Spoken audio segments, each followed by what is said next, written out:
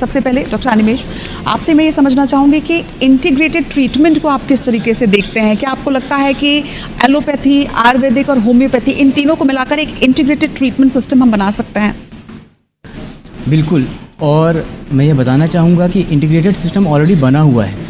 Allopathy अब कुछ नहीं बचा है। अभी हम जो प्रैक्टिस करते हैं वो मॉडर्न मेडिसिन है, एविडेंस बेस्ड मेडिसिन है, और इसमें ऑलरेडी एक इंटीग्रेटेड सिस्टम ही है। आप देखेंगे कि पहले जो एलोपैथी का मतलब होता था लक्षणों का इलाज, आयुर्वेद का मतलब होता है कि आप कभी बीमार ही ना पड़ें, आप स्वयं एक अच्छी जीवन शैली लें, और होम्योपैथी का स्टार्टिंग होती है कि ऐसी चीज़ें जो आपको कोई बीमारी करा रही है उसको हम बहुत डाइल्यूट फॉर्म में दें। तो आप देखिए अब जो मॉडर्न मेडिसिन है वो सभी चीज़ों को कवर करता है। आपको कोई बीमारी ना हो उसके लिए आपको वैक्सीन बनाई जाती है। वैक्सीन में क्या किया जाता है कि वही बैक्टीरिया, वही वायरस बहुत लो डोज में नॉन वायलेंट फॉर्म में आपको दिया जाता है। अगर आपको कोई बीमारी हो रही है तो उसके सिम्टम्स का इलाज तो किया ही जाता है, साथ में उसकी जड़ से वार करने के लिए अगर बैक्टीरिया, वायरस जो भी है तो एंटी बैक्टीरियल, एंटीवायरल, या फिर जो भी कारण अगर इम्यूनोथेरेपी है, कुछ इम्यूनोलॉजिकल बीमारी है तो उसको इम्यूनोलॉजिकल बेसिस पे हम ट्रीट करते हैं। उस बीमारी का जो कॉम्प्लिकेशन हो गया उस कॉम्प्लिकेशन को ठीक करने की बात करते हैं, और भविष्य में बीमारी ना हो हम उसकी कोशिश करते हैं। तो ऑलरेडी हम एक इंटीग्रेटेड सिस्टम पे काम कर रहे हैं।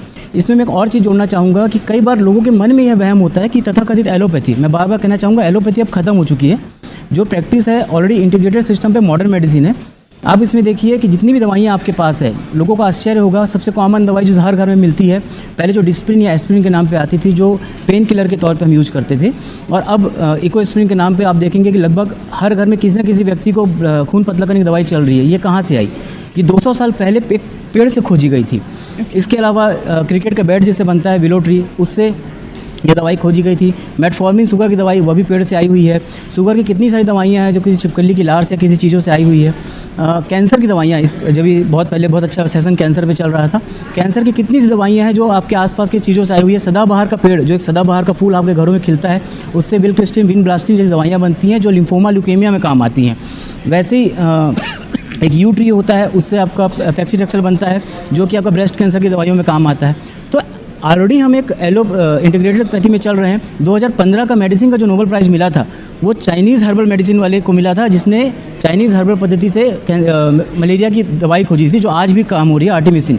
तो इसके अलावा आप देखिए ना केवल Ayurvedic, homeopathic, allopathic, yoga, physiotherapy, जो एक्यूपंक्चर, जिस सभी चीज़ों को समाकेंद्रित करके हम जो एक चीज़ बना रहे हैं, हमको उसी से इलाज करना चाहिए, क्योंकि अंत में लक्ष्य क्या है? मरीज की सेवा, मरीज को कम से कम कॉम्प्लिकेशन में अधिक से अधिक फ़ायदा हो, यही हमारा लक्ष्य होना चाहिए। निश्चित तौर पर। तो यानी आप इंटीग्रेटेड ट्रीटमेंट को काफ़ी बेहतर एक विकल्प के तौर पर देखते हैं। डॉक्टर संजय, आपका क्या इस मामले में कहना है कि आयुर्वेदिक और मॉडर्न मेडिसिन, इनका संतुलन, इसे किस तरह से देखते हैं आप? डॉक्टर चौधरी साहब ने एक बहुत पॉजिटिव अप्रोच रखा है इसमें। और जो चीज़ें आज जो चैलेंजेस हैं हेल्थ सेक्टर में जो अपन देख रहे हैं कि भी हम देख रहे हैं कि हर समय एक नई डिसीजेज आ रहे हैं। बिल्कुल। और अब जैसे अभी हम कोविड वैक्सीन की बात करें या कोविड का एक जो सिनेरियो आया जो है, तो जो चुनौती आ रही है स्वास्थ्य जगत के लिए, उसके लिए सबसे बेहतर यही होगा कि सभी चिकित्सा पद्धतियाँ मिल करके एक छत के नीचे आएँ। और चूँकि जैसे डॉक्टर साहब ने ये कहा कि हमारा उद्देश्य यही है कि सबके लिए स्वास्थ्य। डॉक्टर अनिमेश चौधरी, आप जो मेडिकेशंस होते हैं, खासतौर पर जो एलोपैथी के मेडिसिन होती है, कहते हैं कि बहुत लॉन्ग टर्म में उसके साइड इफ़ेक्ट्स भी होते हैं। अगर मैं एक एग्जांपल की बात मतलब कहूँ तो जैसे जो डायबिटीज़ की दवाई होती हैं, कहते हैं लॉन्ग टर्म में जब आप डायबिटीज़ की दवाई लेते हैं तो उसका असर कहीं ना कहीं आपके दूसरे ऑर्गन्स पर भी पड़ता है। इसे आप किस तरीके से देखते हैं? क्या इसे न्यूट्रलाइज नहीं किया जा सकता है? मैम, फिजिक्स का बहुत सिंपल सा सिद्धांत है कि हर क्रिया की प्रतिक्रिया होती है। तो कोई ऐसी चीज़ जिसका कोई साइड इफेक्ट नहीं है, उसका प्रैक्टिकल कोई इफेक्ट भी नहीं होगा। और आप देखिए कि ये चीज़ है कि ऐसा मैं मान ही नहीं सकता कि ऐसी कोई भी पैथी जिसका साइड इफेक्ट ना हो, कोई भी पैथी। हो सकता है कि आपको साइड इफेक्ट पता ना हो, या हो सकता है आपको बताया ना गया हो। पर जो मॉडर्न मेडिसिन है, मैं बार बार कहना चाहूँगा कि मॉडर्न मेडिसिन ऑलरेडी एक इंटीग्रेटेड पद्धति है। मॉडर्न मेडिसिन में सिंपल सी बात होती है कि आपको पता होता है कि ये दवाई है, इस दवाई का ये इफेक्ट है, ये साइड इफेक्ट है। साइड इफेक्ट कम होगा, इफेक्ट ज़्यादा होगा, तभी उसको मार्केट में लाया जाएगा। मैंने आपको एग्जाम्पल में दिया एस्प्रिन या डिस्प्रिन। एस्प्रिन या डिस्प्रिन कहाँ से आई है? पौधों से ही आई हुई है। पर जब लंबे समय तक उसको दर्द के लिए या बुखार के लिए यूज़ किया गया और पता लगा उससे जो पेट का अल्सर होता है, तो एक नई दवाई है इकोस्प्रिन, और हमने एस्प्रिन से हम शिफ्ट कर गया पैरासीटामोल पे, क्योंकि पैरासीटामोल के साइड इफेक्ट कम थे।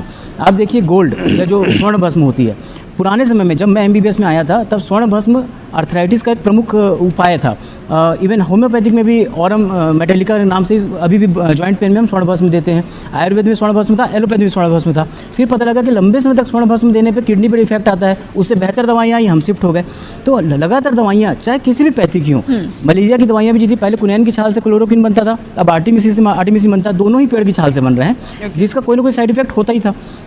तो साइड इफेक्ट होना है, पर साइड इफेक्ट नहीं पता होना ज़्यादा नुकसान करता है। अगर आपको साइड इफेक्ट पता है, और सबसे इम्पॉर्टेंट जो जितनी भी मैंने बातें की कि इस पेड़ से ये बना, इस मान लीजिए छिपकली की लार से ये बना, या पर्टिकुलर चीज़ से ये बना, इंपॉर्टेंट होता है कि किस डोज तक देना है। एक पर्टिकुलर डोज के बाद उसके साइड इफेक्ट ज़्यादा आते हैं। और जो एविडेंस होते हैं वो ये होते हैं कि इस निश्चित सीमा तक अगर आप दवाई देंगे तो आपके साइड इफेक्ट बहुत कम होंगे और आपको इफेक्ट बहुत ज़्यादा होंगे। डायबिटीज़ के बारे में आपने जो बात किया, प्रैक्टिकली मैं बता रहा हूँ, डायबिटीज़ की जितनी उपलब्ध दवाइयाँ हैं उनमें से किसी से लॉन्ग टर्म में कोई दिक्कत नहीं आती। डायबिटीज़ से दिक्कत आती है। डायबिटीज़ अपने आप में एक बीमारी होती है और लोगों का डायबिटीज़ कंट्रोल में नहीं रहता, इसलिए आपके किडनी या हार्ट को नुकसान होता है। हमेशा ये पाया गया है कि डायबिटीज़ कंट्रोल करने से आपके किसी भी हार्ट या किडनी को नुकसान रुक सकता है, पर कुछ दवाइयाँ होती हैं जो इस नुकसान को रिवर्स करती हैं। कुछ दवाइयाँ होती हैं जो आगे नुकसान नहीं करती। दवाइयों से कभी कोई नुकसान नहीं होता डायबिटीज़ की। ये बहुत बड़ा मिसकॉन्सेप्ट है। एग्जैक्टली, क्योंकि नॉर्मली लोगों को ये लगता है कि डायबिटीज़ की दवाई जो भी ले रहे हैं, जो भी डायबिटिक लोग हैं, उनको आगे चल के किडनी की प्रॉब्लम होगी। उनको लगता है कि वो दवाई की वजह से होगी। क्योंकि लोगों के मन में एक वहम क्या है कि हम डायबिटीज़ की दवाई खाएंगे और हमारा डायबिटीज़ ठीक हो जाएगा। डायबिटीज़ क्योरेबल डिसीज आज तक नहीं है।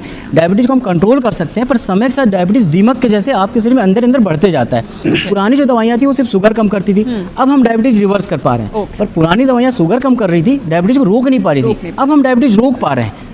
क्योर हम अभी भी नहीं कर पा रहे हैं मैडम। इनफैक्ट मुझे लगता है इनिशियल स्टेज में अगर डायबिटीज़ का आपको पता चल जाता है विद इन अ ईयर, तो उसे रिवर्स भी किया जा सकता है। रिवर्स हम आज भी कर सकते हैं। हम आज एडवांस स्टेज में डायबिटीज़ रिवर्स कर सकते हैं। और इसमें एक चीज़ और है, डायबिटीज़ एक सिंगल दवाई बीमारी नहीं है।